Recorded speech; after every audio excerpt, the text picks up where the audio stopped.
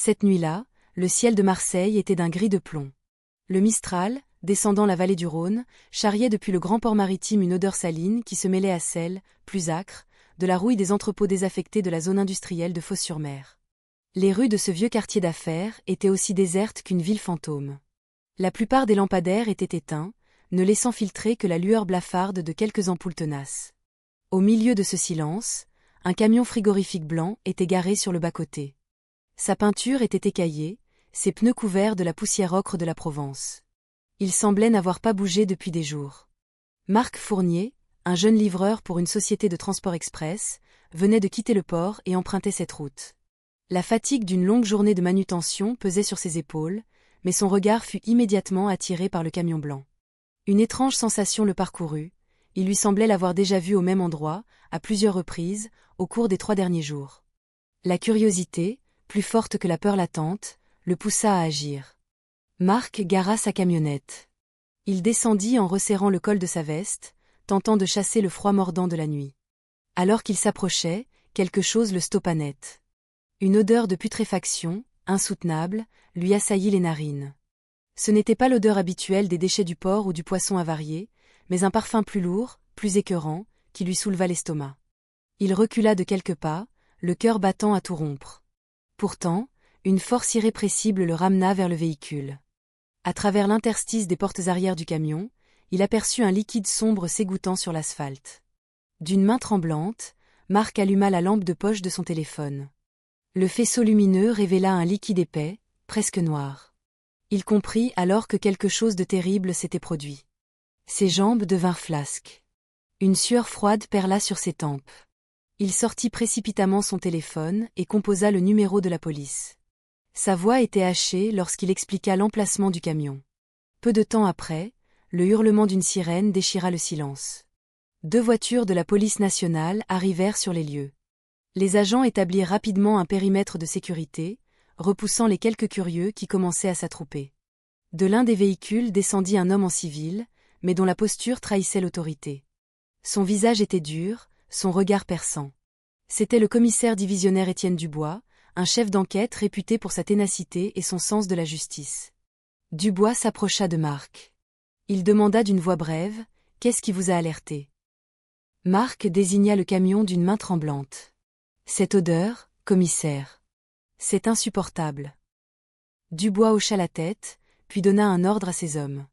Un policier apporta un pied de biche, tandis que 2 autres se tenaient prêts, armes au poing.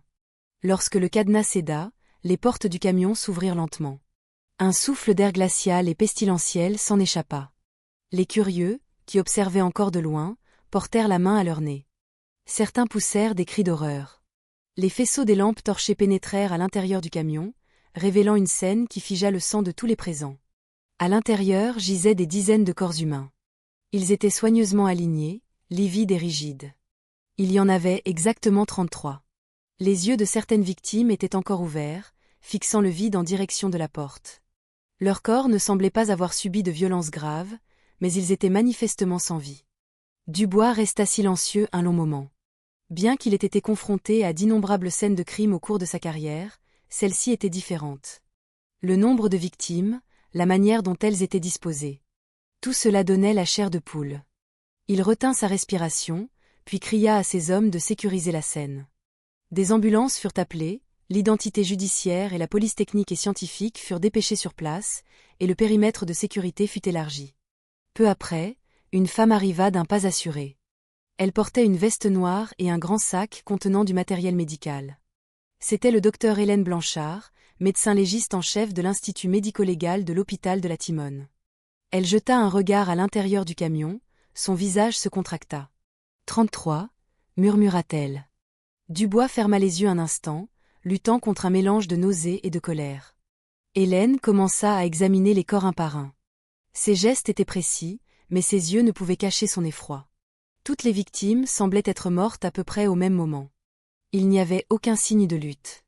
Elle remarqua une petite marque sur leur cou, presque invisible si on ne l'examinait pas de près. « Ce n'est pas un accident, » dit Hélène à voix basse. « C'est un acte délibéré. Leurs corps ont été préservés. Comme si un liquide spécial leur avait été injecté, avant ou après leur mort. » Dubois la regarda, la mâchoire serrée. Si c'était vrai, alors il s'agissait d'un meurtre de masse planifié. Il comprit que cette nuit n'était que le début d'un long cauchemar. Dehors, les pleurs des familles qui commençaient à arriver se faisaient entendre. Certains prétendaient reconnaître les vêtements portés par les victimes. Pendant ce temps, les smartphones des badauds avaient déjà filmé la scène et les images commençaient à circuler sur les réseaux sociaux. Dubois savait qu'il serait impossible d'étouffer l'affaire. Dans quelques heures, la nouvelle des 33 cadavres dans le camion blanc secourait Marseille, et peut-être même le pays tout entier. Et il sentait qu'il venait de mettre le pied dans un engrenage sombre qui pouvait broyer quiconque s'en approchait de trop près. Le matin suivant la découverte du camion blanc dans la zone industrielle de Fos-sur-Mer, l'hôtel de police de Marseille ressemblait à une ruche en effervescence. Les téléphones sonnaient sans discontinuer. Les journalistes assiégeaient déjà le parvis et les familles ayant perdu un proche commençaient à affluer, le visage ravagé par l'angoisse. La nouvelle des 33 cadavres s'était propagée comme une traînée de poudre depuis la nuit. Bien que Dubois ait tenté de contenir les informations, le monde numérique se déplaçait bien plus vite que les procédures policières. Le commissaire divisionnaire Dubois était assis dans son bureau, les yeux rougis par le manque de sommeil. Il n'avait dormi qu'1 heure, affalé sur sa chaise. L'écran de son ordinateur était rempli de rapports préliminaires, tandis qu'une tasse de café noir refroidissait sur son bureau. De l'extérieur de sa pièce parvenait le brouhaha de la foule, mais il s'efforçait de garder son calme. Cette affaire n'était manifestement pas un crime ordinaire. Le nombre de victimes, l'état des corps et la façon dont ils étaient disposés indiquaient quelque chose de bien plus vaste. On frappa à la porte. Le docteur Blanchard entra, un épais dossier sous le bras contenant les premiers résultats. Son visage était fatigué, mais son regard était empreint d'une gravité professionnelle. Elle dit qu'elle ne pouvait pas attendre pour lui communiquer ses conclusions. Dubois l'invita à s'asseoir et attendit, le cœur serré. Hélène ouvrit lentement le dossier. Elle lui montra les photos des premières autopsies. Dubois retint son souffle en revoyant les visages des victimes. Toutes présentaient une minuscule lésion à l'arrière du cou. Une blessure presque invisible à moins d'un examen minutieux. Sa forme était identique sur chaque corps. J'ai examiné plus de 10 victimes, et toutes portent la même marque, expliqua Hélène. C'est comme la piqûre d'une grosse aiguille. Ce n'est pas une blessure due à la violence, ni une morsure d'insecte. C'est une injection, faite avec un instrument spécifique. Dubois se renversa dans son fauteuil, le front plissé. Ils ont donc été injectés avec une substance ? Hélène acquiesça. Leur sang présente une réaction chimique étrange. Il y a un précipité que je n'identifie pas parmi les drogues ou poisons courants. Je dois envoyer des échantillons au laboratoire central à Paris pour déterminer sa composition exacte. Mais ma première hypothèse est qu'il s'agit d'une sorte de conservateur de tissu. Cela expliquerait pourquoi leurs corps sont si bien conservés malgré plusieurs jours de décès. Le silence s'installa dans la pièce, seulement troublé par le tic-tac de l'horloge murale. Dubois se frotta le visage avec lassitude. Si c'était vrai, cela signifiait que ces 33 personnes étaient mortes au cours d'une expérience macabre, pas d'un simple homicide. Hélène referma le dossier. C'est aussi ce que je pense. Il n'y a aucun signe de lutte. Cela suggère qu'ils ont pu être anesthésiés au préalable. Avant qu'il ne puisse poursuivre, un jeune policier entra, le visage affolé. Il rapporta qu'une foule de familles de victimes attendaient dehors. Elles voulaient savoir si leurs proches figuraient parmi les corps retrouvés. Des cris et des pleurs parvenaient jusqu'au bureau de Dubois. Une mère hurlait le nom de son fils, disparu depuis 1 semaine. Hélène regarda le commissaire. Elle murmura que plus il retiendrait l'information, plus la pression augmenterait. Les médias commençaient déjà à dépeindre la police comme incompétente. Dubois laissa échapper un long soupir. Il savait qu'Hélène avait raison, mais s'il révélait tout sans preuve tangible, on pourrait les accuser de dissimulation ou pire, de diffamation. Hélène sortit alors un petit sachet en plastique de son dossier. À l'intérieur se trouvait un fragment de métal fin, comme une aiguille brisée. J'ai trouvé ça dans le corps de l'une des victimes. La forme n'est pas celle d'une aiguille médicale standard. On dirait plutôt un injecteur spécial, peut-être conçu pour administrer un liquide à une dose précise. Dubois fixa longuement le petit objet, les yeux plissés, le cœur de plus en plus lourd. Il sentait que cette affaire dépassait de loin ses compétences habituelles. À peine avait-il le temps de réfléchir que du bruit se fit entendre à l'extérieur. Les journalistes criaient son nom. Les voix des familles se mêlaient aux éclairs des flashs. Le hall du commissariat ressemblait à un marché en pleine effervescence. Dubois savait qu'il ne pouvait plus se cacher. Il ajusta sa veste, prit une profonde inspiration et sortit sur le parvis. Dès que la porte s'ouvrit, micro et caméra se braquèrent sur lui. Les questions fusèrent.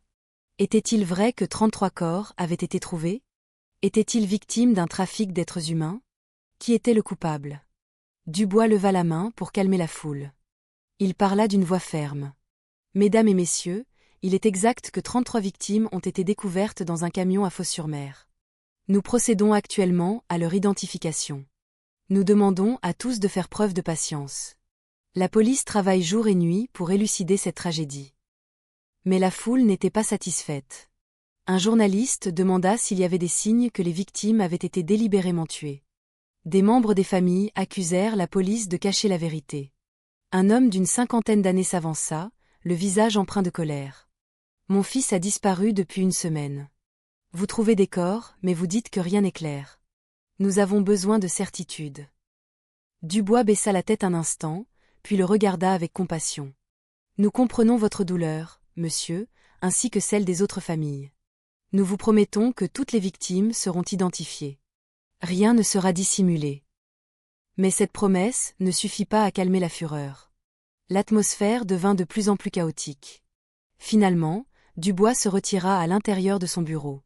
Sa respiration était lourde. Il réalisait que sa position était désormais précaire. La pression des familles, des médias, et probablement de sa hiérarchie, allait devenir insupportable. Au fond de lui, un mauvais pressentiment grandissait. L'affaire des 33 cadavres n'était pas seulement un mystère, c'était le début d'une tempête qui menaçait de balayer Marseille.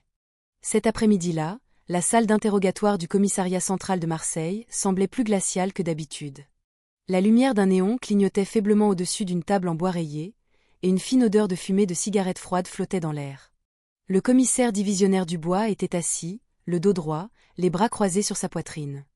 En face de lui, un homme d'environ 65 ans paraissait anxieux.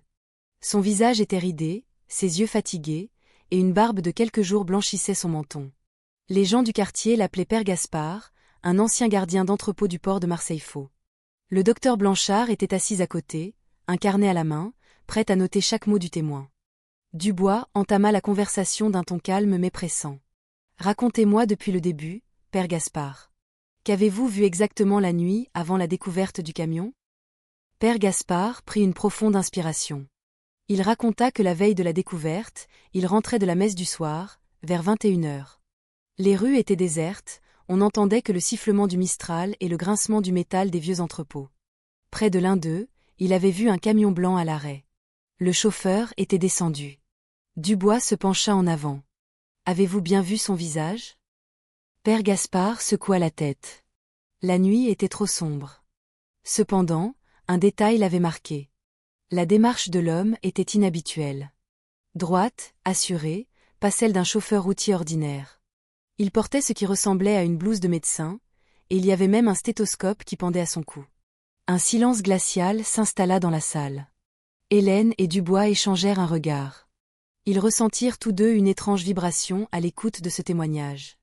Un médecin descendant d'un camion contenant 33 cadavres. Ce ne pouvait être une coïncidence. Père Gaspard poursuivit. L'homme a ouvert brièvement la porte arrière du camion, a allumé une lampe de poche, puis l'a refermée rapidement. À ce moment-là, j'ai cru voir quelque chose tomber de l'intérieur, comme une main humaine inerte. Mais le chauffeur l'a repoussé vivement avant de refermer. Après quoi, il est parti d'un pas pressé.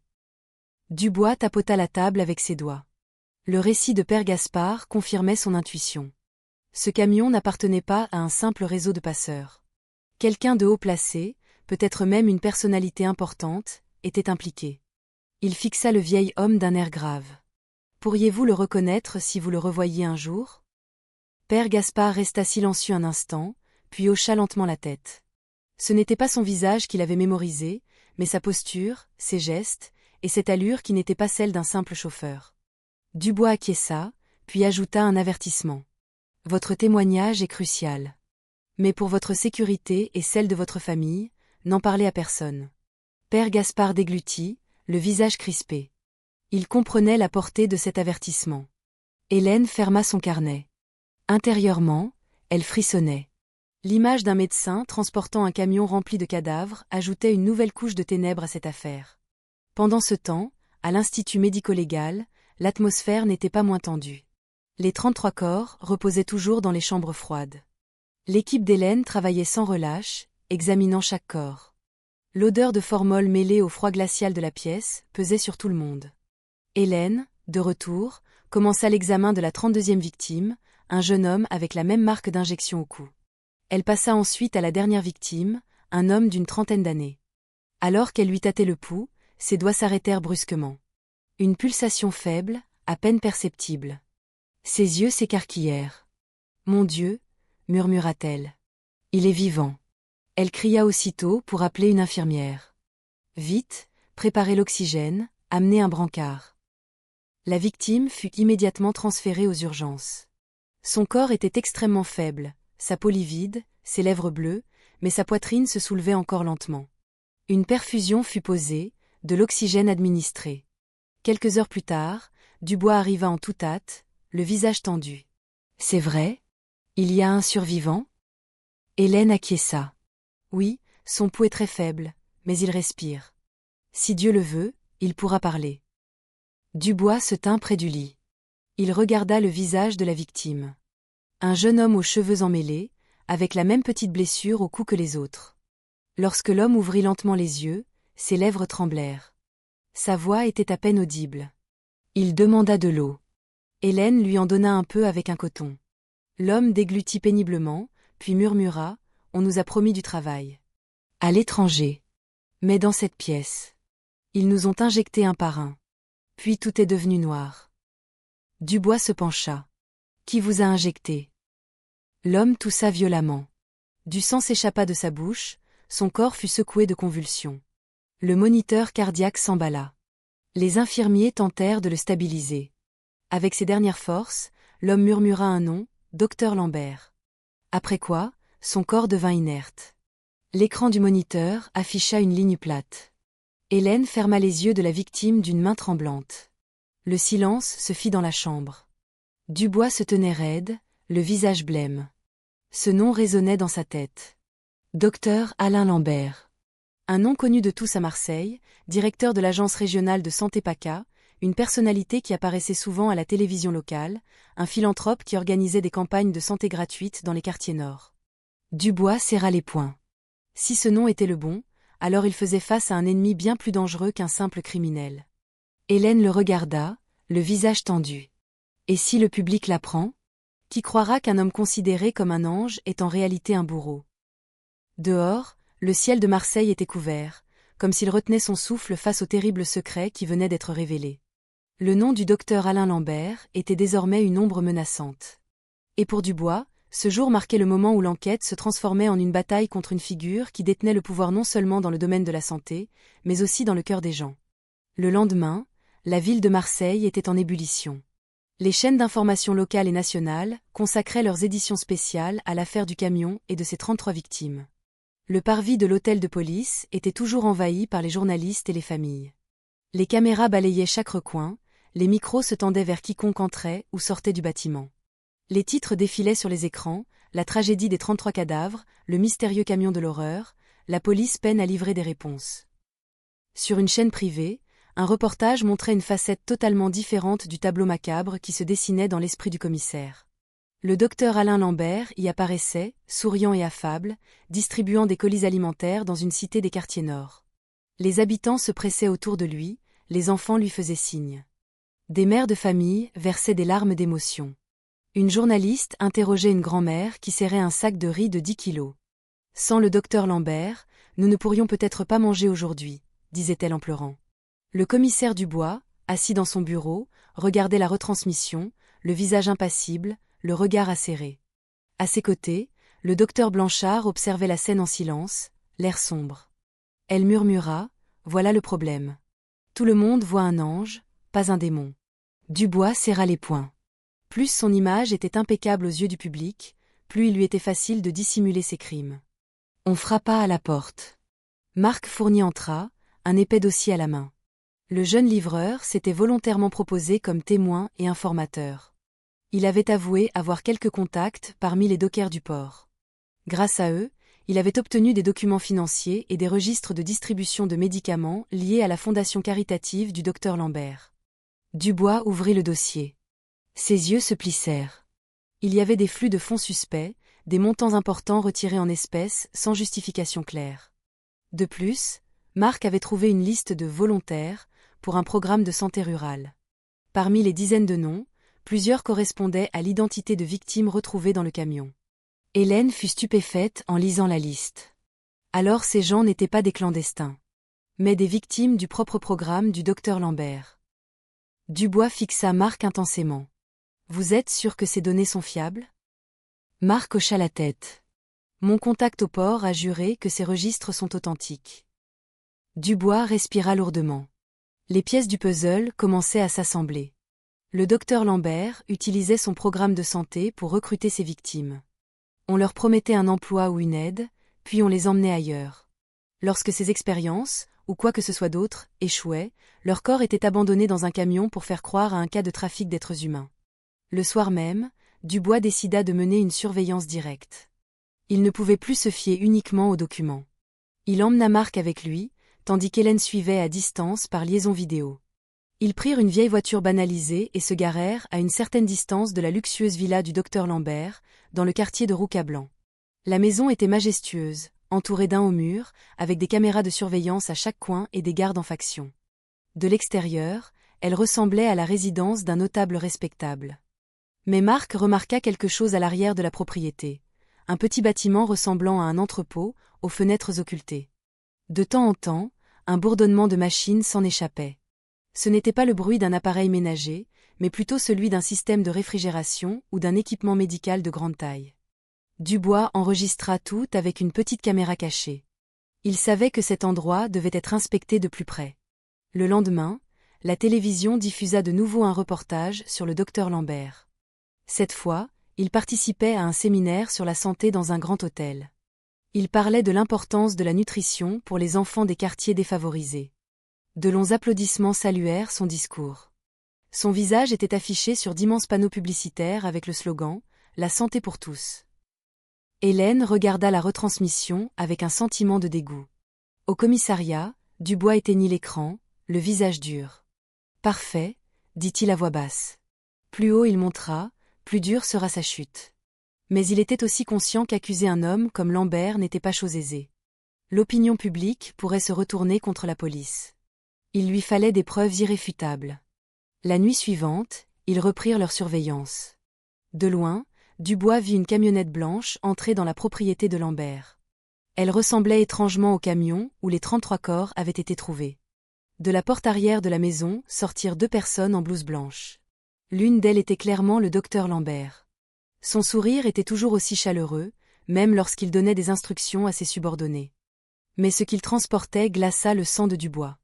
Ce n'étaient pas des fournitures médicales, mais plusieurs corps humains inertes, comme des personnes évanouies. Ils furent emmenés dans l'entrepôt. Hélène, qui suivait la scène par vidéo, faillit laisser tomber son téléphone. Mon Dieu! Ce ne sont pas des patients. Ce sont de nouvelles victimes. Dubois se redressa, les yeux flamboyants. Maintenant, nous connaissons le vrai visage de cet ange. Ce n'est pas un sauveur. C'est un bourreau en gants blancs. Cette nuit-là, dans le dossier secret de l'enquête, le nom du docteur Lambert fut officiellement inscrit à l'encre rouge comme suspect principal. Mais Dubois était également conscient qu'au moindre faux pas, le public pourrait prendre la défense du médecin. Sa hiérarchie pourrait étouffer l'enquête. Et si cela arrivait, ce n'est pas seulement l'affaire qui serait enterrée, mais leurs 3 vies pourraient bien l'être aussi. La nuit s'avançait. Dans les rues de Marseille, une fine pluie commençait à tomber, ajoutant à l'atmosphère lugubre. Dubois, assis au volant, fixait la route devant lui. Marc, à ses côtés, vérifiait les enregistrements de la petite caméra.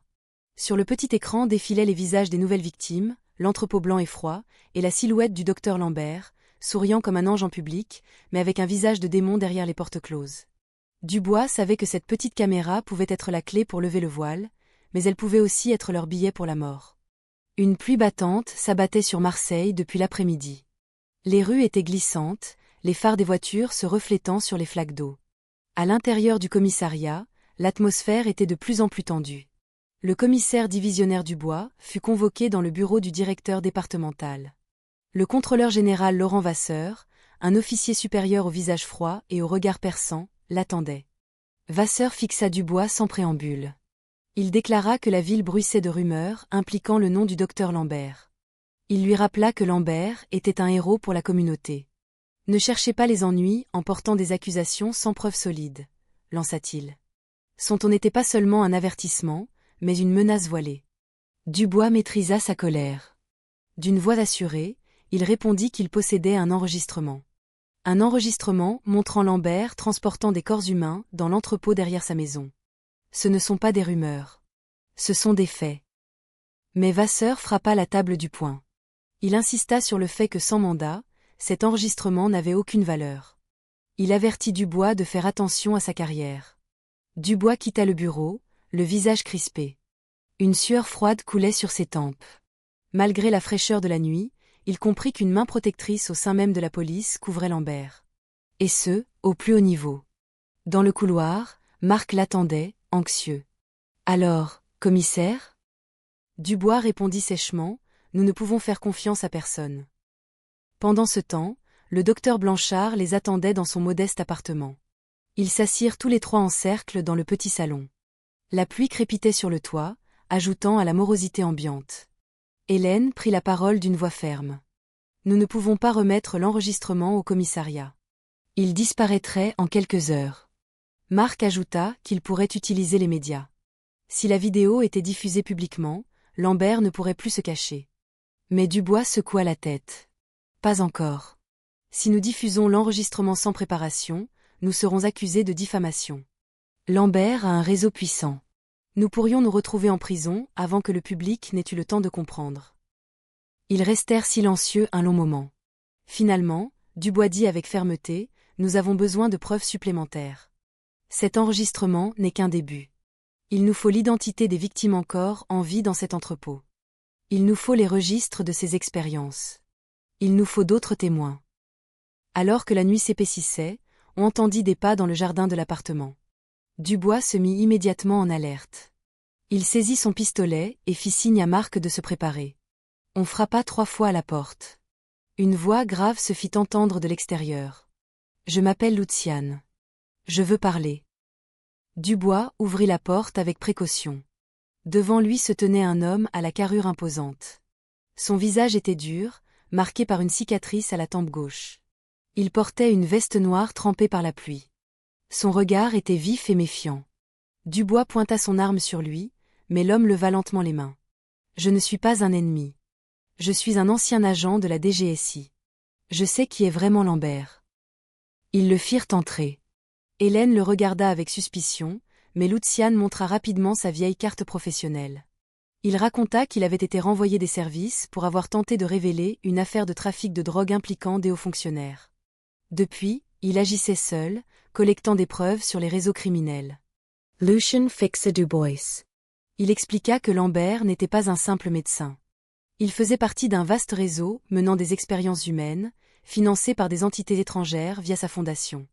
Les victimes étaient recrutées avec des promesses d'emploi et utilisées comme cobayes pour de nouveaux médicaments. Les 33 cadavres n'étaient qu'un de leurs nombreux échecs. Marc était abasourdi. Hélène porta la main à sa bouche pour réprimer un cri d'horreur. Dubois resta silencieux, essayant de digérer l'information. Il demanda alors, « Que voulez-vous » Luciane répondit avec assurance, « Je veux que vous collaboriez avec moi. J'observe l'entrepôt de Lambert depuis des mois. Je connais les passages secrets et les horaires de ces hommes. Mais j'ai besoin d'un policier qui a encore du courage. » Dubois regarda Hélène et Marc. Ils échangèrent un regard. Tous savaient que cette décision était dangereuse. Au moindre faux pas, non seulement l'affaire serait perdue, mais leur vie aussi. Mais la voix de Luciane brisa leurs doutes.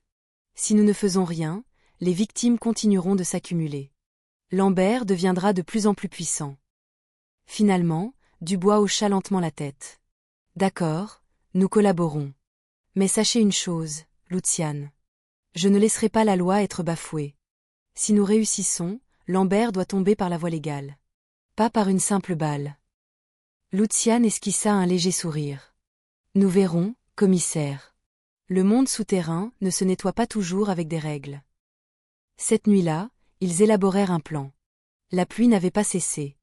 Des éclairs zébraient le ciel de temps à autre. Sur la petite table de l'appartement d'Hélène, une carte approximative était dessinée. Luciane indiqua l'emplacement de l'entrepôt, les angles morts des caméras, les entrées et les sorties.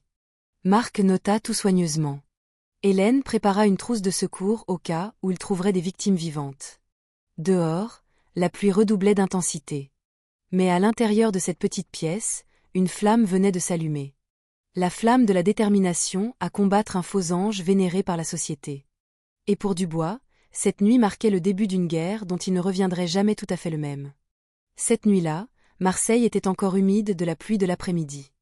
La route menant au quartier de Roucablanc était déserte. Seuls quelques véhicules passaient de temps à autre. L'air froid, mêlé à l'odeur de terre mouillée, emplissait l'atmosphère. À l'intérieur d'une vieille voiture grise, le commissaire divisionnaire Dubois était au volant. À ses côtés, Marc tenait une petite caméra. Sur la banquette arrière, Luciane et le docteur Blanchard se préparaient, le visage tendu. Dubois jeta un bref regard vers eux. Ce soir, nous n'avons pas le droit à l'échec. Si nous manquons cette occasion, demain, toutes les victimes auront peut-être disparu. Luciane acquiesça en vérifiant son arme de poing. Ne vous inquiétez pas, j'ai étudié chaque recoin de cette propriété. Nous entrerons par l'arrière, là où les caméras de surveillance ont un angle mort. Ils s'arrêtèrent dans une petite ruelle, à quelques centaines de mètres de la luxueuse villa du docteur Lambert. De loin, la maison semblait paisible, avec ses lumières de jardin éclairant la façade. Une voiture de luxe était garée dans l'allée, un garde patrouillait devant. Mais leur cible n'était pas la maison principale, mais le petit bâtiment à l'arrière, aux murs blancs et sales. Luciane fit signe. Ils se déplacèrent lentement, à travers un terrain vague adjacent. L'herbe mouillée collait à leurs pantalons. Le chant des insectes nocturnes se mêlait au battement de leur cœur. Ils atteignirent le haut mur qui entourait l'entrepôt. Luciane leur montra un point où la caméra ne pouvait pas les voir. Avec précaution, ils escaladèrent le mur et sautèrent à l'intérieur. L'air autour de l'entrepôt était différent, froid et chargé d'une odeur chimique. Par une petite bouche d'aération, on entendait le bourdonnement d'une machine. Hélène se couvrit le nez, le visage blême. Cette odeur. C'est comme du formol, dit-elle à voix basse. Dubois fit signe de se taire. Ils se dirigèrent vers une porte latérale. Étrangement, elle n'était pas solidement verrouillée. Luciane la pousa doucement. Dès qu'elle s'entr'ouvrit, un air glacial les saisit. Une lumière blanche de néon éclairait une vaste pièce qui ressemblait plus à un laboratoire qu'à un entrepôt. Les murs étaient recouverts de carrelage blanc, plusieurs longues tables étaient jonchées de tubes à essai, de flacons sans étiquette et de seringues. Dans un coin, plusieurs lits en métal étaient alignés. Dubois s'arrêta net. Sur ces lits gisaient des corps humains. Certains semblaient inconscients, d'autres bougeaient faiblement, des perfusions plantées dans leurs bras. Le bip régulier d'un moniteur se faisait entendre. Hélène porta la main à sa bouche, au bord du vomissement. Ce ne sont pas des patients. Ce sont des victimes. Dubois s'approcha de l'un des lits. Un jeune homme au visage livide ouvrit lentement les yeux. Ses lèvres tremblèrent. « S'il vous plaît. Ne les laissez pas revenir. » Dubois se pencha. De qui parlez-vous? Mais avant que la victime ne puisse répondre, des bruits de pas se firent entendre dans le couloir. Ils se cachèrent rapidement derrière une grande armoire métallique. La porte principale s'ouvrit. La silhouette qui apparut leur coupa le souffle. Le docteur Lambert entra, vêtu de sa blouse blanche impeccable. Son visage était froid, dépourvu du sourire chaleureux qu'il affichait à la télévision. Deux assistants le suivaient, portant un plateau rempli de seringues. « Assurez-vous que les doses sont correctes, » dit Lambert d'une voix neutre. « Personne ne doit mourir trop vite.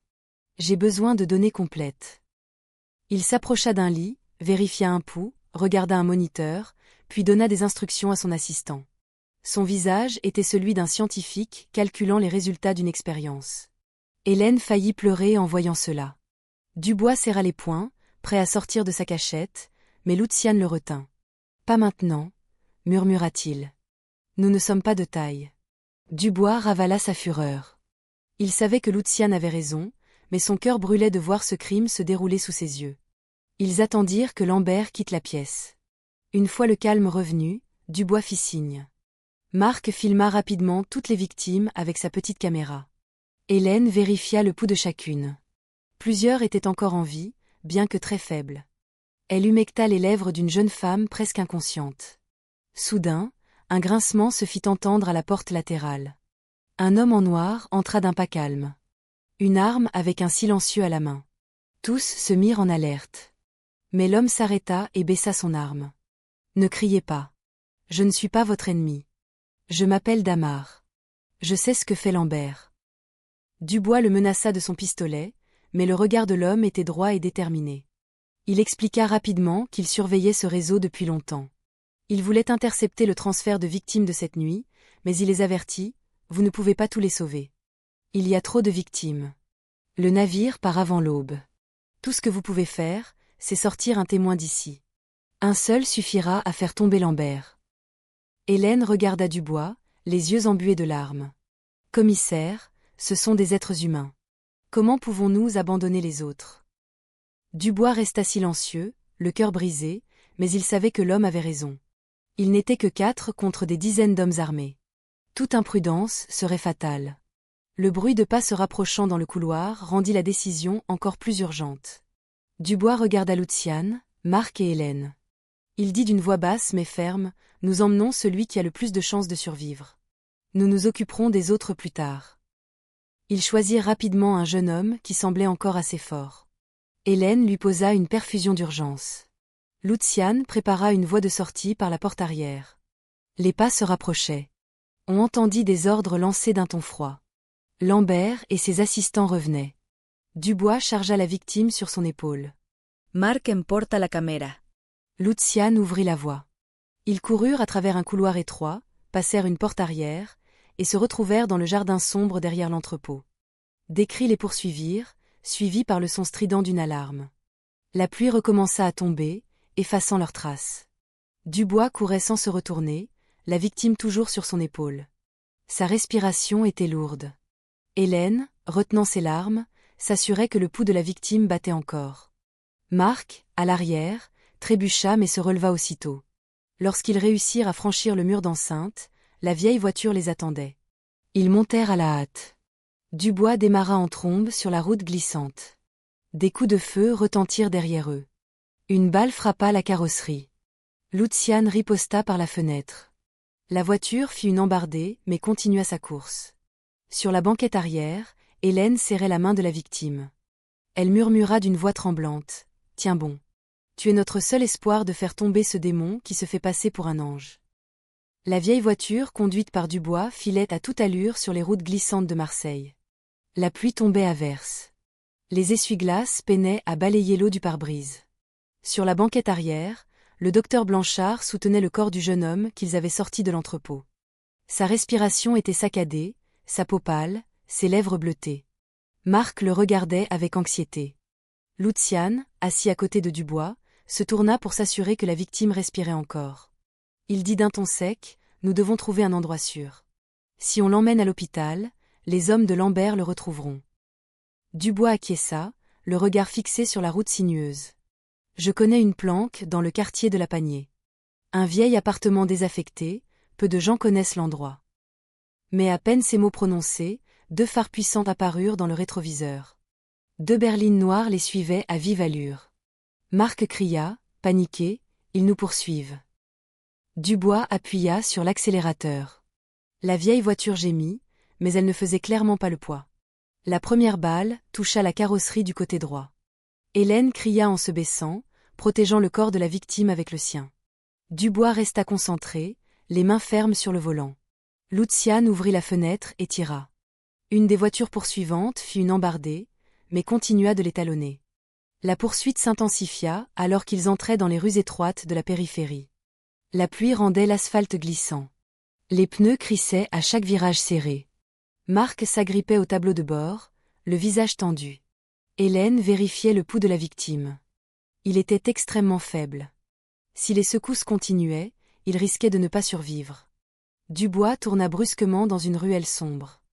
Les phares n'éclairaient que quelques mètres devant. Dans le rétroviseur, une des voitures noires les suivait toujours. Luciane tira de nouveau, atteignant le phare de leur adversaire. Mais le moteur de la berline rugissait toujours. Soudain, une lumière aveuglante apparut devant eux. Un gros camion bloquait la route. Dubois freina brutalement. La voiture dérapa et s'arrêta à quelques mètres de l'obstacle. Derrière le camion, plusieurs hommes armés, abrités sous des parapluies noirs, sortirent de l'ombre. Ils pointèrent leurs armes sur la voiture de Dubois. La panique s'empara d'eux. Marc se baissa. Hélène serra la victime plus fort contre elle. Lucian serra les dents, prêt à tirer, mais avant qu'il n'ait pu appuyer sur la détente, une voix autoritaire retentit. « Baissez vos armes !»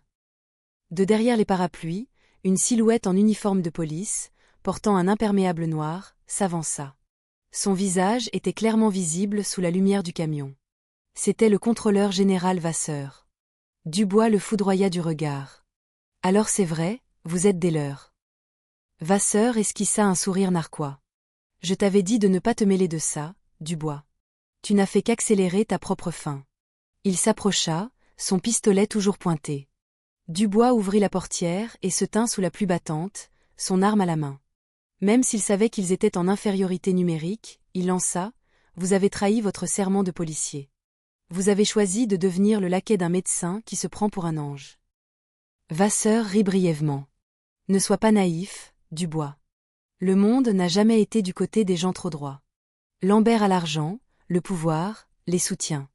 Tu n'as que ton idéalisme. » Lucian sortit également de la voiture, son arme prête. « Si Lambert est si puissant, pourquoi devez-vous nous barrer la route de cette manière?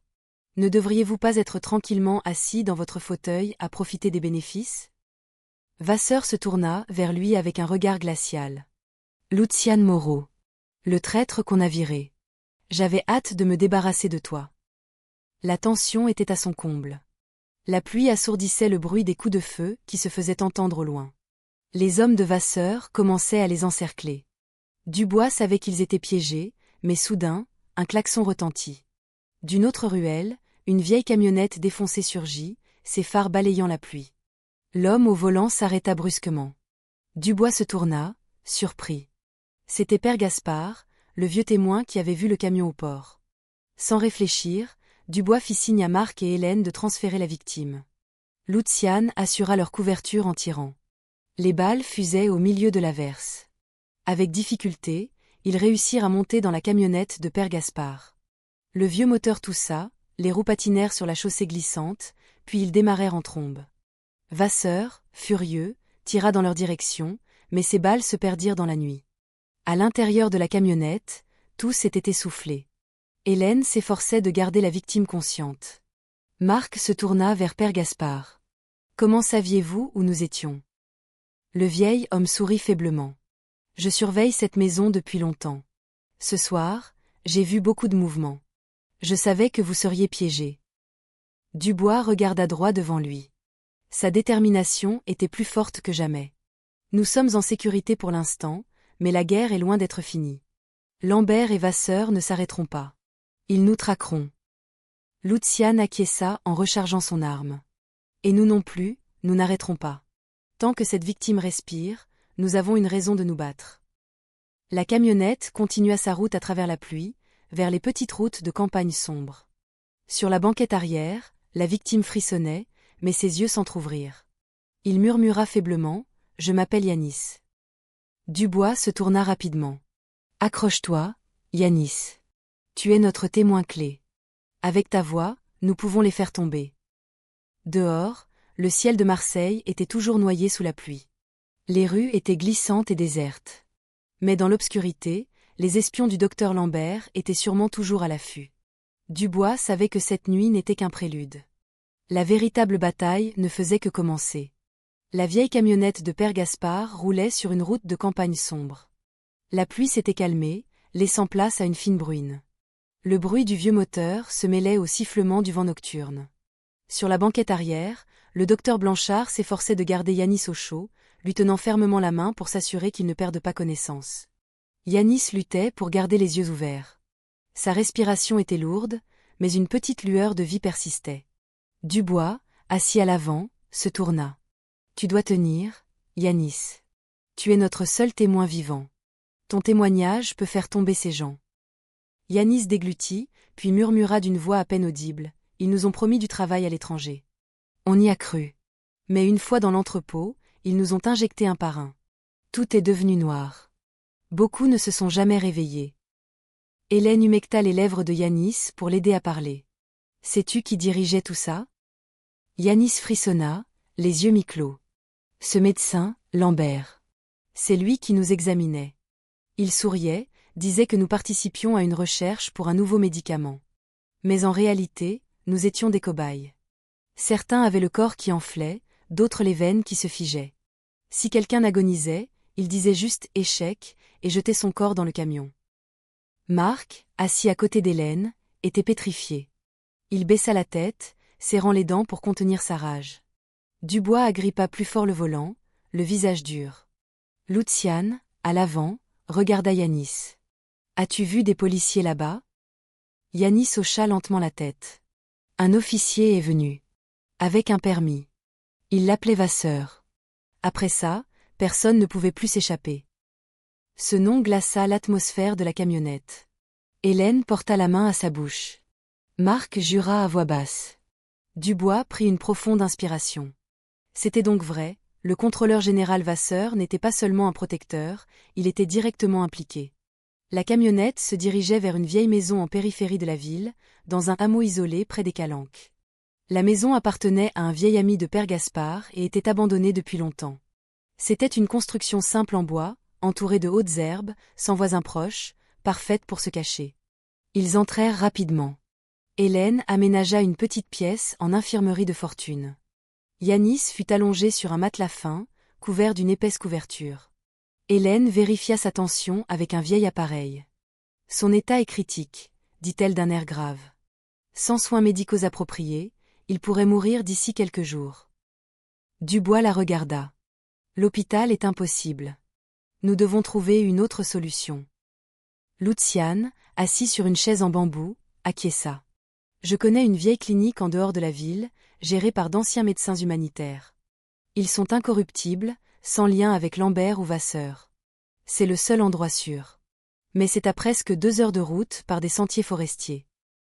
Dubois réfléchit un instant, puis acquiesça. Nous l'Y emmènerons avant l'aube. Pendant ce temps, Marc sortit pour vérifier les environs. L'air nocturne était froid, un brouillard commençait à tomber. Il scruta la route de terre déserte.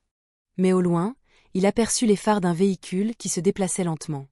Son cœur s'emballa. Il rentra, le visage tendu. Commissaire, une voiture de police patrouille sur la route principale. Ce pourraient être les hommes de Vasseur qui nous cherchent. Dubois éteignit aussitôt la lampe à pétrole. La maison fut plongée dans l'obscurité. Ils retinrent leur souffle. Par la fente d'une fenêtre, la lumière des phares balaya le jardin. La voiture ralentit, s'arrêta un instant, puis reprit sa route. Tous poussèrent un soupir de soulagement. Mais Dubois savait que les recherches avaient commencé. Père Gaspard, assis par terre, le visage sombre, prit la parole d'une voix rauque. Il y a 30 ans, j'ai vu quelque chose de similaire. Un camion rempli de cadavres au port. À l'époque, la police a parlé d'accident du travail. Mais je savais que c'était un mensonge. Depuis, je n'ai jamais été tranquille. Et maintenant, l'histoire se répète. Hélène regarda le vieil homme avec émotion. Alors, vous saviez depuis longtemps que quelque chose de pourri se tramait au port. Gaspard hocha la tête. Mais je n'étais qu'un gardien d'entrepôt. Qui m'aurait cru? Maintenant, il est temps que la vérité éclate. Même si le prix à payer est le sang. Yanis, toujours allongé, tenta de parler à nouveau, sa voix à peine un murmure. Il y a des documents. Les registres des expériences. Cachés dans le sous-sol de l'entrepôt. Si vous les trouvez, tout le monde vous croira. Hélène lui serra la main. Repose-toi maintenant. Tu nous as déjà beaucoup aidés. Dubois, près de la fenêtre, regardait l'obscurité. Il savait maintenant que leur mission était claire, non seulement protéger Yanis, mais aussi trouver ses documents secrets. Avec eux, personne ne pourrait nier la vérité. Luciane se leva, les épaules tendues. Si nous décidons de retourner à l'entrepôt, nous devons être prêts à y laisser notre peau. Ils le surveilleront de près, maintenant qu'ils savent qu'il y a eu une fuite. Dubois se tourna vers lui, le visage dur mais déterminé. J'ai déjà perdu beaucoup de choses dans ma vie. Mais je ne laisserai pas la justice disparaître à nouveau. La nuit s'avançait. Ils montèrent la garde à tour de rôle. Yanis dormait d'un sommeil agité. Hélène veillait à ses côtés. Marc nettoyait un petit pistolet hérité de son père. Lucian étudiait une carte des sentiers forestiers. Dubois, sur le porche, alluma une cigarette qu'il avait abandonnée depuis longtemps. La fumée se mêlait à l'air froid. Il savait que chaque seconde était dangereuse. Mais cette nuit, il savait aussi une chose, ils ne se battaient plus seuls. Ils avaient un témoin, ils avaient la vérité, et ils avaient une raison de continuer à se battre. Même si toute la ville fermait les yeux. Le ciel était encore sombre lorsque Dubois réveilla tout le monde. L'air humide était glacial. Yanis reposait sur un brancard de fortune que Lucian avait fabriqué avec du bambou et du tissu. Le docteur Blanchard préparait son matériel, s'assurant que la perfusion coulait toujours. Dubois dit à voix basse, « Nous partons maintenant, avant l'aube. La route vers la clinique passe par la forêt. C'est un sentier peu utilisé. Si nous tardons, les hommes de Vasseur auront certainement mis en place des barrages. » Lucian acquiesça, rangeant une carte froissée dans sa veste. « Je guiderai le chemin. C'est difficile, mais plus sûr. » Ils sortirent de la maison avec précaution. La terre mouillée collait à leurs chaussures. Père Gaspard les accompagnait malgré son âge. Il insistait pour ne pas rester en arrière. La vieille camionnette démarra lentement, traversant le village endormi. Les phares étaient éteints pour ne pas attirer l'attention. Yanis gémit doucement, les yeux mi-clos. « Où allons-nous » Hélène le rassura en lui tenant la main. « Nous t'emmenons dans un endroit sûr. Tiens bon. » Après près d'une heure de route, ils atteignirent un petit pont. Un épais brouillard matinal enveloppait la route. Soudain, Lucian fit signe de s'arrêter. Dubois freina. Au loin, 2 voitures noires étaient garées en travers de la route. Plusieurs hommes armés se tenaient à côté, leurs silhouettes se découpant dans le brouillard. Marc murmura, paniqué, « Ils nous attendaient. » Dubois fit rapidement marche arrière, mais le bruit d'un moteur se fit entendre derrière eux. 2 autres voitures surgirent, les encerclant. C'était un piège. La tension monta dans la camionnette. Hélène se baissa pour protéger Yanis. Père Gaspard regarda Dubois avec un air résigné. Lucian vérifia son arme, le visage déterminé. « Nous devons sortir par la gauche. Il y a un sentier qui mène à la forêt. » Dubois acquiesça. Tout le monde dehors, maintenant. Ils sortirent du véhicule. Le sol était glissant. Dubois et Marc soulevèrent le brancard de Yanis. Hélène marchait à leur côté. Lucian ouvrait la marche, son arme prête. Des cris retentirent. Les hommes armés s'approchaient. La première balle siffla. Lucian riposta, abattant un de leurs adversaires. Dubois cria, « Vite, dans la forêt !» Ils coururent à travers le brouillard, quittant la route principale. Le sentier rocailleux les mena dans les bois. Les bruits de branches cassées résonnaient à chaque pas. Yanis était secoué sur le brancard, son état s'aggravant. Les tirs se faisaient toujours entendre derrière eux. Lucian s'arrêtait parfois pour tirer sur les ombres qui les poursuivaient. Après une demi-heure de course dans l'obscurité, ils atteignirent la rive d'une petite rivière au courant rapide. Lucian se tourna. « Nous devons traverser. Sinon, ils nous rattraperont. » Dubois et Marc descendirent prudemment la berge avec le brancard. Hélène, les jambes tremblantes, s'assura que la perfusion de Yanis restait en place. Père Gaspard, aidé par Marc, les suivit, son corps tremblant mais sa volonté intacte. Ils entrèrent dans l'eau glaciale. Alors qu'ils atteignaient presque l'autre rive, des hommes apparurent sur la berge qu'ils venaient de quitter, leurs armes pointées sur eux. Dubois se baissa instinctivement. Les balles frappèrent l'eau autour d'eux. Lucian riposta. Avec difficulté, ils réussirent à traverser. Essoufflés, trempés, mais Yanis respirait encore. Hélène vérifia son pouls. Faible, mais présent. Dubois regarda en arrière. À travers le brouillard, il pouvait voir les silhouettes des hommes de Vasseur, mais la rivière leur offrait un répit. Il savait qu'ils devaient continuer à avancer vers la clinique. Au milieu du brouillard matinal, leurs pas lourds se poursuivaient. Chacun portait ses blessures et sa fatigue, mais aussi une lueur d'espoir. Yanis, le seul témoin vivant, était à la fois un fardeau et la petite lumière qui pouvait révéler une grande vérité. Dubois serra son pistolet. Il se murmura à lui-même, « Nous n'arrêterons pas.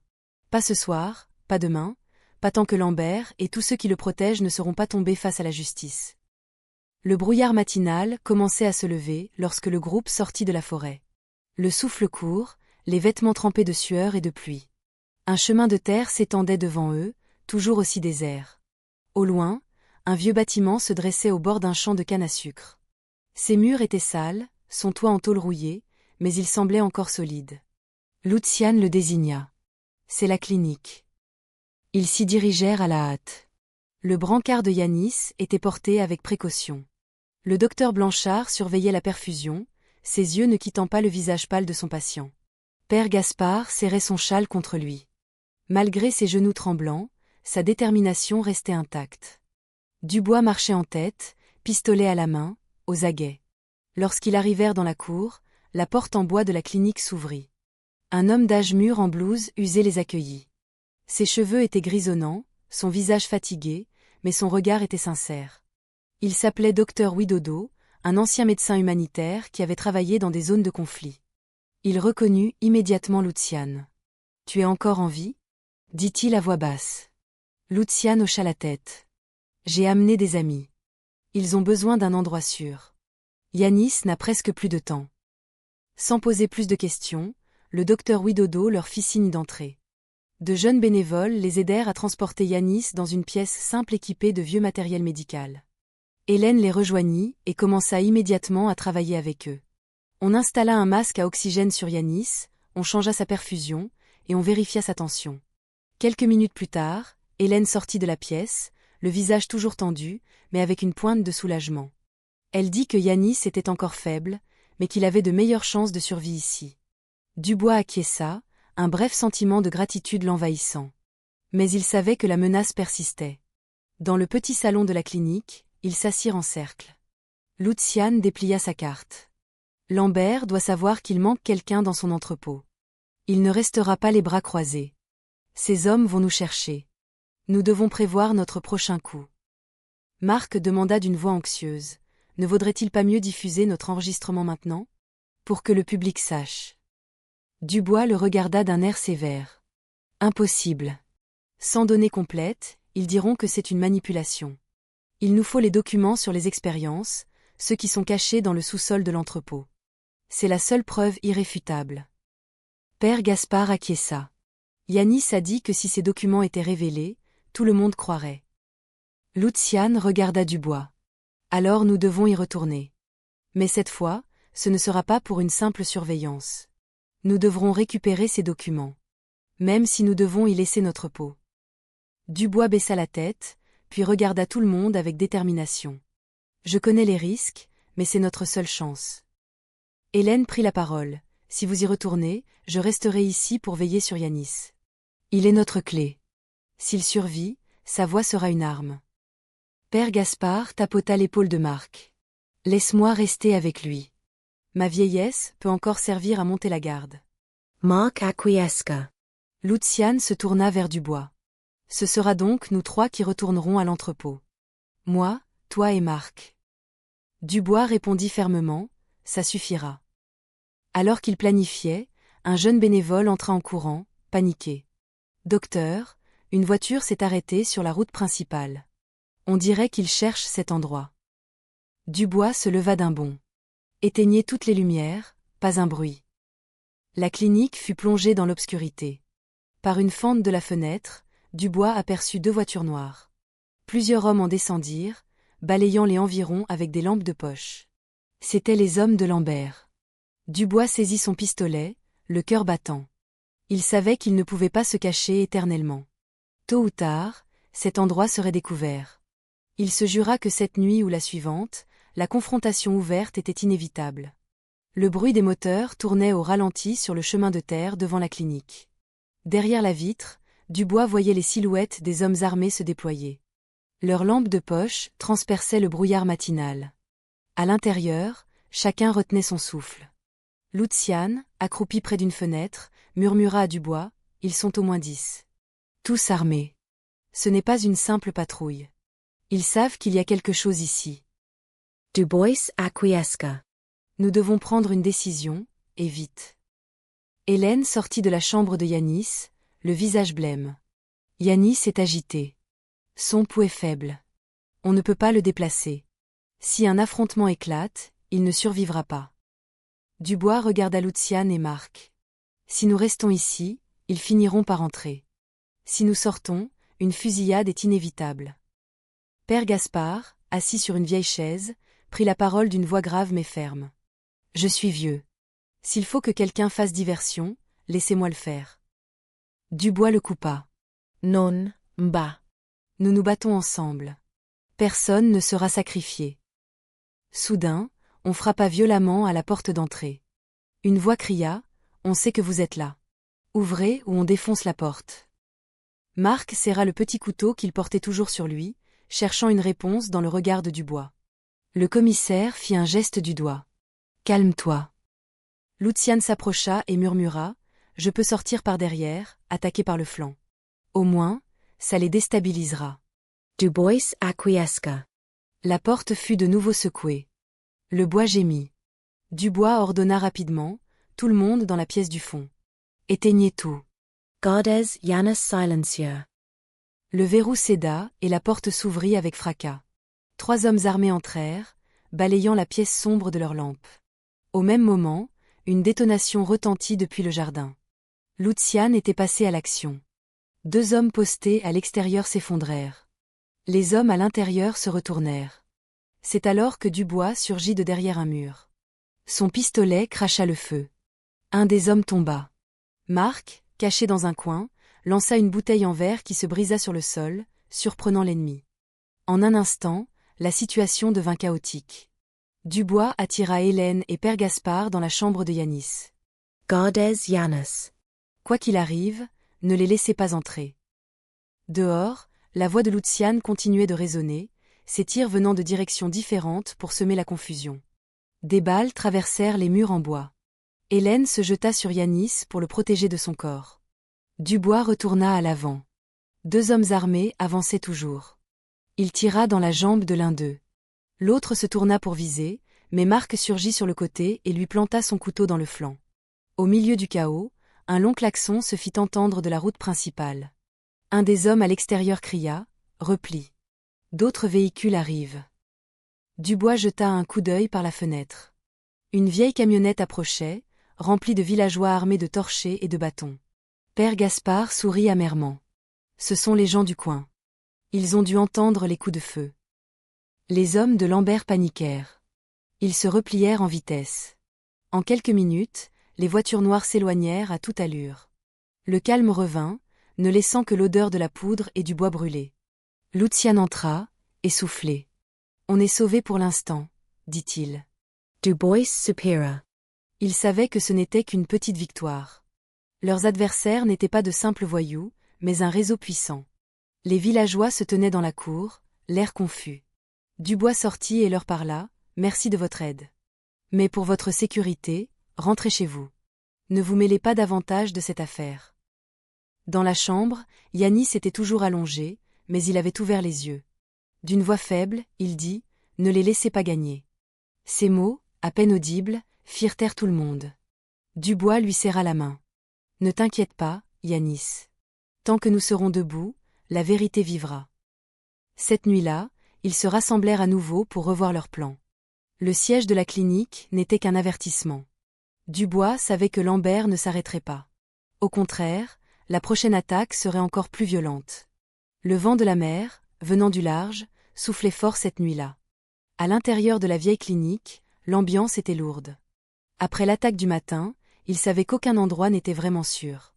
Dubois, assis sur une chaise en bois, regardait une carte froissée. Ses yeux étaient rouges, non seulement de fatigue, mais aussi du poids écrasant de la responsabilité. Luciane, en face de lui, fumait. « On ne peut pas rester ici, dit-il. Les documents dans l'entrepôt sont notre seule arme contre Lambert. Sans eux, tous les témoignages peuvent être réfutés. » Dubois acquiesça. « Je sais, mais il faut d'abord s'assurer d'un accès. L'entrepôt doit être encore plus surveillé maintenant. » Marc, qui était resté silencieux, prit la parole. « Si je peux suggérer quelque chose, on pourrait utiliser la voie navigable. La petite rivière derrière l'entrepôt mène directement à la mer. J'ai souvent vu des pêcheurs passer par là. C'est peut-être notre brèche. » Luciane le dévisagea, puis hocha la tête. « Ce gamin n'est pas stupide. » Hélène sortit de la chambre de Yanis. Yanis est faible, mais sa conscience s'améliore. Il pourrait donner plus de détails. Mais si vous partez, souvenez-vous d'une chose, ne revenez pas sans preuve. La vie de tout le monde est déjà en jeu. Père Gaspard, assis dans un coin, caressait sa barbe blanche. Je resterai ici pour garder Yanis. Dubois se leva. La décision était prise. Ce soir, nous retournons à l'entrepôt. Moi, Luciane et Marc. Il n'y a plus de retour en arrière. Vers minuit, ils se préparèrent. Vêtements sombres, armes vérifiées. Marc avait un couteau et une petite torche. Luciane attacha une carabine courte dans son dos. Dubois glissa son pistolet à sa ceinture et une petite radio dans sa poche. Ils firent de brefs adieux à Hélène et Père Gaspard. Leurs regards en disaient plus que les mots. Leurs pas les menèrent à travers un champ de canne à sucre silencieux. Au loin, on entendait le bruit sourd des vagues. Après 1 heure de marche, ils arrivèrent au bord de la rivière. Une vieille barque de pêcheurs était amarrée. Ils montèrent à bord, et Luciane commença à ramer doucement à contre-courant. Plus ils approchaient de l'entrepôt, plus le bruit d'un générateur se faisait entendre. Un projecteur balayait les environs depuis une petite tour. Dubois fit signe de s'arrêter. Il pouvait voir plusieurs hommes armés monter la garde. La sécurité avait été renforcée. On ne peut pas passer par l'avant, murmura Luciane. La voie d'eau reste notre meilleure option. Je sais qu'il y a une porte en fer à l'arrière qui donne sur la rivière, utilisée pour le déchargement. Dubois acquiesça. Ils ramèrent doucement, restant dans l'ombre. Arrivé près de la porte en fer, Luciane descendit. Il sortit un jeu de crochets et commença à forcer la serrure du vieux cadenas. Les secondes parurent une éternité. Dubois et Marc montaient la garde. Un déclic. Le cadenas était ouvert. La porte s'ouvrit en grinçant. Une odeur de produits chimiques les saisit. Ils entrèrent un par un. Le premier couloir était sombre. Au bout, une porte blindée portait l'inscription « Archives médicales, accès interdit ». Dubois s'approcha. Elle était solidement verrouillée. Luciane sortit de nouveau ses outils. Quelques minutes plus tard, la serrure céda. Ils entrèrent. La pièce était remplie d'armoires métalliques contenant des dossiers épais, registres d'expérience, listes de victimes, rapports médicaux. Dubois en ouvrit un. Ses yeux s'écarquillèrent. Sur la première page était écrit en grosses lettres « Projet Genesy ». En dessous, la signature du docteur Alain Lambert. Ses mains tremblaient en tournant les pages. Photos des victimes, graphiques des résultats, liste de distribution des produits chimiques. Tout était méticuleusement documenté. Marc faillit vomir en voyant les images des corps traités comme de simples objets d'étude. « On a les preuves », dit Luciane à voix basse. Mais avant qu'il ne puisse ranger le dossier dans un sac, des pas lourds se firent entendre dans le couloir. Dubois fit signe de se taire. La porte blindée se referma et se verrouilla de l'extérieur. Ils étaient piégés. Une voix froide résonna à travers un petit haut-parleur. « Bon retour, commissaire Dubois. Je savais que vous viendriez. Vous pensiez que j'allais laisser cette pièce sans surveillance ?» C'était la voix de Lambert. Dubois serra les poings. Luciane leva son arme. Marc serra le dossier contre lui. Ils réalisèrent que leur mission venait de se transformer en un piège mortel. Les néons de la salle des archives s'allumèrent brusquement, les aveuglant. Le bruit de la porte blindée se verrouillant de l'extérieur confirma qu'ils étaient bien piégés. La voix du docteur Lambert reprit, moqueuse, « Vous êtes tenace, mais la ténacité sans pouvoir ne mène qu'à la mort. J'ai préparé cette pièce pour les intrus. Ne croyez pas pouvoir en sortir. » Dubois chercha une issue. La pièce était hermétiquement close. Seule une petite grille de ventilation se trouvait en hauteur. Wahyu, tremblant, serra le dossier contre lui. « Commissaire, si on se fait prendre, tout est perdu. » Luciane tapota les murs. « Il y a un vide derrière ici, » dit-il. « Mais il faudra du temps pour l'ouvrir. »« Fais-le, » ordonna Dubois. « Je les retiendrai. » À cet instant, un bruit sourd se fit entendre. Un petit cylindre fut lancé par la grille de ventilation et se mit à dégager une épaisse fumée blanche. « Du gaz !» cria Dubois en le repoussant du pied, mais la fumée se répandait déjà. Wahyu se mit à tousser, les yeux en larmes. Luciane déchira un morceau de sa chemise, l'humidifia avec sa gourde et le plaqua sur son visage, faisant signe aux autres de l'imiter. La fumée devenait suffocante. Luciane, de toutes ses forces, renversa une armoire métallique contre le mur. Un bruit de tôle froissée. Derrière l'armoire, une fissure apparut, une porte de secours dissimulée. Dubois l'aida à la forcer. La voix de Lambert reprit, furieuse, « N'essayez pas de fuir. » Dubois tira sur le haut-parleur, le faisant taire. D'un dernier effort, ils ouvrirent la porte. Wayu s'engouffra dans l'ouverture, le dossier en main, suivi par Dubois. Luciane bloqua le passage en repoussant l'armoire. Il se trouvait dans un couloir sombre, plein de tuyaux rouillés.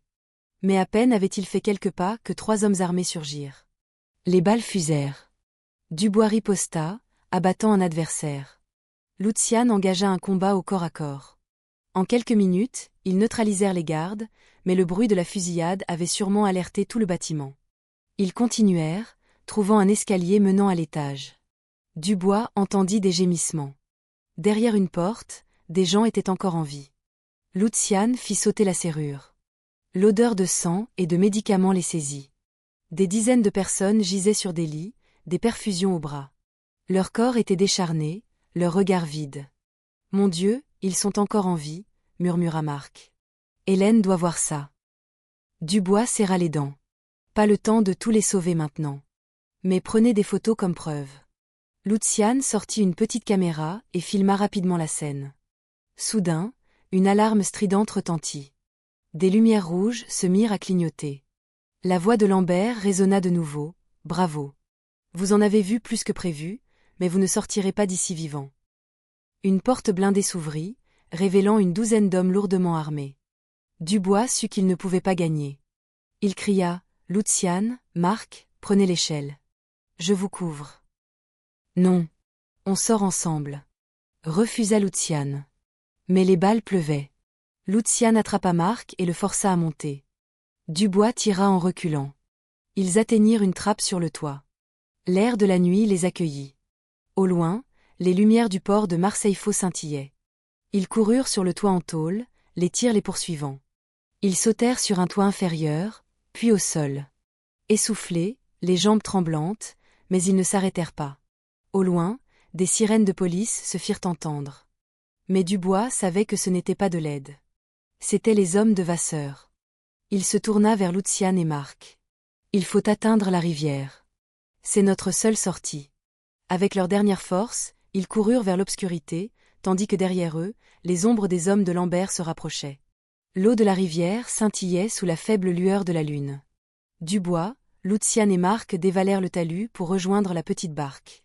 Derrière eux, les bruits de pas et les cris se rapprochaient, mêlés au claquement des balles qui frappaient la terre et l'eau. « Vite, dans la barque !» cria Dubois. Luciane se mit à ramer de toutes ses forces. Dubois tira quelques coups de feu pour couvrir leur fuite. La barque s'éloignait lentement. « Ils vont nous envoyer un bateau à moteur, » dit Luciane. « Vite, il faut se cacher dans le chenal sombre. » Dubois indiqua un passage étroit formé par des bambous. La barque s'y glissa, devenant presque invisible. Au loin, le bruit d'un moteur de bateau se fit entendre. Un projecteur balaya la surface de l'eau. Le bateau de leurs ennemis passa, si près que les éclaboussures atteignirent le visage de Marc. Ils retinrent leur souffle. Heureusement, le bateau poursuivit sa route. Une fois le danger écarté, Luciane soupira. On n'est pas encore en sécurité. Ils doivent surveiller le port. En approchant du quai, une silhouette apparut. Un vieil homme, une petite lanterne à la main, les interpella. « D'où venez-vous à cette heure ?» Sa voix était méfiante. Dubois répondit, « Nous avons besoin d'aide. Nous sommes poursuivis. » Le vieil homme les dévisagea, puis soupira. « J'ai entendu parler de l'histoire du camion. Vous devez être lié à ça. Montez vite dans ma cabane. Je connais un passage pour sortir du port. » Ils amarrèrent la barque. Le vieil homme, qui se présenta comme Jean-Pierre, un pêcheur vivant là depuis des décennies, les conduisit à une cabane sur pilotis, cachée derrière des filets de pêche. De là, ils pouvaient voir un grand hangar où des camions blancs étaient garés. Dubois plissa les yeux. Ce sont les mêmes camions. Luciane, observant avec des jumelles, pâlit. « Commissaire, regardez. Des hommes en blouse blanche transportent des corps depuis une voiture. Ils sont encore en vie. »« Mon Dieu, de nouvelles victimes, » murmura Marc. Jean-Pierre soupira. « Je me doutais bien qu'il se passait des choses étranges ici. Mais qui écouterait un vieux pêcheur ?» Des sirènes retentirent. Plusieurs voitures de police entrèrent dans le port. Marc fut presque soulagé, mais Luciane secoua la tête. Ne sois pas idiot. Ce ne sont pas des renforts. Ce sont les hommes de Vasseur. Dubois regarda la scène, le cœur en feu. Des policiers protégeant un crime. Il se tourna vers Luciane et Marc. On ne peut pas rester les bras croisés. On doit prendre un risque ce soir. Luciane le regarda. Entrer là-dedans, c'est du suicide. Mais la décision de Dubois était prise. Si on les laisse faire, demain matin, ces victimes auront disparu en mer. On n'a qu'une seule chance. Marc regarda le dossier dans ses mains, puis les victimes dans le hangar. Les larmes aux yeux, il dit « Commissaire, je suis avec vous. Si je dois mourir ce soir, au moins je ne mourrai pas en lâche. » Luciane resta silencieux, puis soupira. « Très bien. Alors on y va tous les trois. » Jean-Pierre leur indiqua un petit canal qui passait juste sous le quai. Par là, vous pourrez vous faufiler sans être vus. Ils se préparèrent à nouveau, le cœur battant. Dubois savait que cette nuit pourrait être la dernière. Mais une chose était sûre, il ne laisserait pas 33 vies devenir un simple chiffre dans un rapport. Ce soir, au port de Marseille-Faux, la bataille finale allait commencer. La nuit au port de Marseille-Faux était épaisse. Sous le quai, Dubois, Luciane et Marc avançaient dans le petit canal indiqué par Jean-Pierre. Au-dessus d'eux, l'activité battait son plein. Des hommes en blouse blanche poussaient des brancards vers un cargo. Des policiers en uniforme supervisaient la scène, parmi lesquels se trouvait le contrôleur général Vasseur, donnant des ordres d'une voix forte. Dubois serra les poings, la rage l'étouffant. C'est maintenant. On doit les arrêter. Luciane acquiesça, son pistolet à la main. Marc serrait le dossier, le visage pâle mais les yeux brillants de détermination. Ils grimpèrent une échelle métallique rouillée. À peine arrivés sur le quai, 2 gardes armés s'approchèrent. En un éclair, Luciane en neutralisa un, tandis que Dubois tenait l'autre en joue. Ils se dirigèrent vers le hangar principal. À travers une fente, ils virent le docteur Lambert, debout, arrogant. À ses côtés, Vasseur. Tout se déroule comme prévu, dit Lambert. Ce soir, nous envoyons le dernier lot. Les données sont complètes. Après ça, personne ne pourra nous arrêter. Le sang de Dubois ne fit qu'un tour. Il fit irruption dans le hangar. Dubois pointa son arme sur Lambert et cria « Police. Arrêtez tout. Vous devriez protéger les citoyens, pas servir le crime. » Tous se tournèrent. Lambert sourit froidement. « Ah, le commissaire obstiné. Tu penses pouvoir arrêter ça avec seulement 3 hommes ?» Il leva la main pour donner un ordre. Les armes se tournèrent vers Dubois et son équipe. Mais avant qu'un coup de feu ne soit tiré, un grand bruit se fit entendre à l'extérieur. Des cris, le bruit de centaines de pas. La porte du hangar fut enfoncée. Jean-Pierre apparut, suivi de dizaines de pêcheurs et d'habitants du quartier, armés de torchers, de bâtons et de tout ce qu'ils avaient pu trouver. Leurs visages étaient durs, leurs yeux brûlaient de courage. Lambert était stupéfait. « Qu'est-ce que c'est que ça ?» Dubois sourit faiblement. « Vous avez trop longtemps pris les gens pour des idiots. Ce soir, ils vont voir par eux-mêmes qui vous êtes vraiment. » La situation devint chaotique. Les policiers fidèles à Vasseur essayèrent de contenir la foule, mais les habitants forçaient le passage. Luciane tira sur les projecteurs, plongeant le hangar dans la pénombre. Dubois cria « Marc, montre-leur les preuves. » D'une main tremblante mais assurée, Marc brandit le dossier. Il hurla « Tout est là. » Les registres des crimes de Lambert. Les noms des victimes, les photos, les expériences. La foule rugit de colère. Certains prirent les téléphones des policiers et photographièrent les pages du dossier. En quelques minutes, les preuves se propagèrent sur les réseaux sociaux. Lambert paniqua. Il tenta de s'emparer du dossier, mais Luciane l'en empêcha d'un tir de semonce. Vasseur, à ses côtés, commença à hésiter. Finalement, Lambert explosa. « Vous n'êtes que des pions. Le monde a besoin de gens comme moi. » Il saisit un pistolet et visa Dubois. Mais avant qu'il ne puisse tirer, un coup de feu retentit. Dors. Le corps de Lambert vacilla. Derrière lui se tenait Vasseur, son pistolet encore fumant. D'une voix lourde, il dit « Je suis allé trop loin. Mais ce soir, je ne peux plus faire semblant. » Il regarda Dubois. « Continuez. J'assumerai le reste. » Lambert tomba à genoux, le sang tachant sa blouse blanche. « Tu crois que me tuer changera quoi que ce soit? Il y aura toujours un autre Lambert. Dubois le regarda froidement. Peut-être. Mais cette nuit ne t'appartient pas. Un autre coup de feu fut tiré. Lambert s'effondra, les yeux vides. Un silence s'installa, rompu seulement par le bruit des vagues. Puis la foule explosa de joie, certains pleurant de soulagement. Les victimes encore, en vie, furent secourues. Le docteur Blanchard, arrivé entre-temps avec des bénévoles, s'occupa d'eux. Dubois se tenait au milieu du hangar, sa respiration lourde. Il regarda l'aube poindre à l'horizon. Il savait que le combat n'était pas terminé, qu'un vaste réseau restait à démanteler. Mais cette nuit, au moins, la vérité avait triomphé. Marc s'approcha, le visage baigné de larmes. « Commissaire, on a réussi. » Dubois lui tapota l'épaule. « Non, Marc. On ne fait que commencer. Mais aujourd'hui, ces 33 âmes ont enfin obtenu justice. » Père Gaspard, qui les avait rejoints, dit d'une voix tremblante, « J'ai attendu des dizaines d'années de voir